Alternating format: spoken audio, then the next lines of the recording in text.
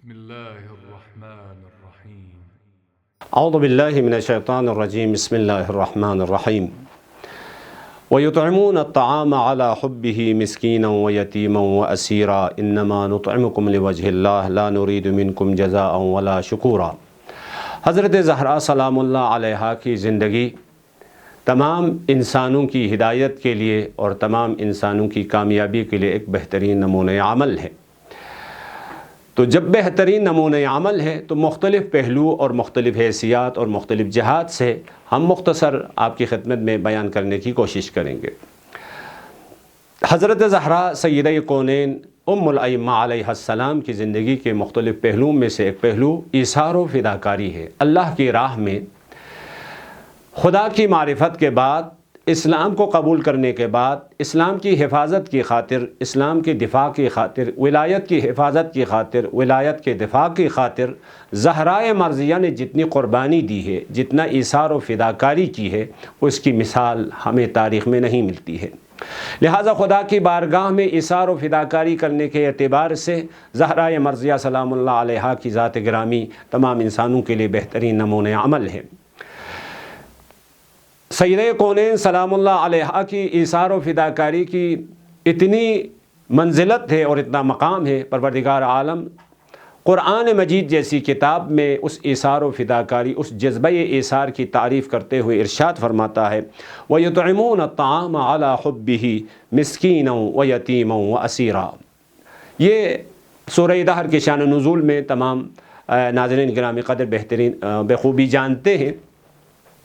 حضرت زہرا سلام اللہ علیہا ایک دن یا 3 دن مسلسل روزہ رکھنے کے بعد افطار کے ٹائم پہ، جب ان کو ظاہر سی بات ہے دن کو جب کوئی انسان روزہ رکھتا ہے تو افطار کو اس کو کھانے کی ضرورت ہوتی ہے، غذا کی ضرورت ہوتی ہے، خوراک کی ضرورت ہوتی ہے۔ تو غذا کی ضرورت ہوتے ہوئے، کھانے کی ضرورت ہوتے ہوئے، جیسے قرآن کی آیت کی تعبیر ہے یطعمون الطعام، یعنی جو کھانا ان کے پاس تھا، جو غذا ان کے پاس تھی، جو خوراک ان کے پاس تھی، وہ اللہ کے راہ میں دے دیا علی حبہ، یعنی اس غذا کی ضرورت ہوتے ہوئے، نیاز ہوتے ہوئے۔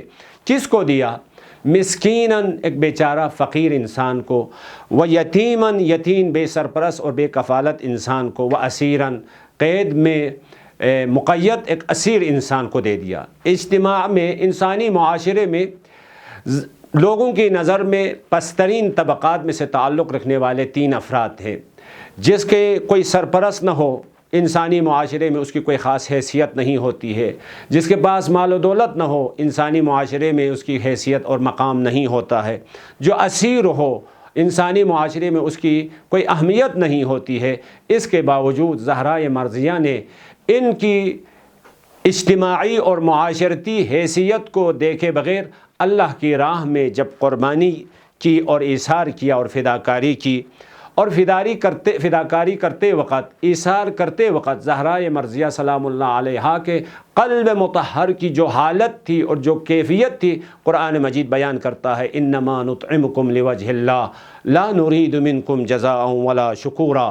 یعنی یہ عطا کرتے وقت، یہ ہدیہ دیتے وقت، یہ ایثار کرتے وقت، یہ فداکاری کرتے وقت، یہ کھانا مسکین، یتیم اور اسیر کو عطا کرتے وقت ان کی دلی کیفیت یہ تھی لوجہ اللہ، ہم فقط اور فقط ذات پروردگار عالم کی خاطر یہ ایثار و فداکاری کر رہے ہیں۔ لا نرید منکم جزاء ولا شکورا، ہم تم سے کوئی صلہ، جزا، عوض کی طلب نہیں کرتے ہیں، ولا شکورا، نہ شکریہ ادا کرنے کی ہم امید رکھتے ہیں۔ حضرت زہرا کے ایثار و فداکاری اس خلوص کے ساتھ، اس جذبہ محبت کے ساتھ، اس معرفت کے ساتھ جو فداکاری، جو ایثار کیا ہے، علامہ آلوسی تفسیر و روح المعانی میں، جناب آلوسی اہل سنت مکتب فکر، خصوصاً حنفی مکتب فکر سے تعلق رکھنے والے معروف و مشہور مفسرین میں شمار ہوتا ہے، سورہ دہر کی تفسیر کرتے ہوئے لکھتے ہیں پروردگار عالم نے اس صورت میں جنت کی مختلف نعمتوں کا، بے انتہا خوبصورت نعمتوں کا ذکر کیا ہے، لیکن حور العین کا ذکر نہیں کیا ہے۔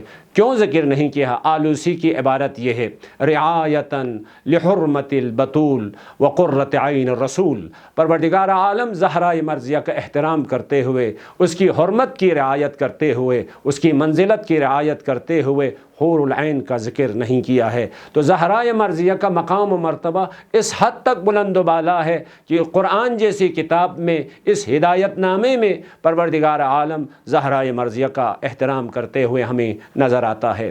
خدا کی بارگاہ میں دعا ہے، پروردگارہ زہرائے مرضیہ کے مقام و منزلت کا واسطہ ہمیں ان کی سیرت طیبہ پر چلنے کی توفیق عطا فرما۔ والسلام علیکم ورحمۃ اللہ وبرکاتہ۔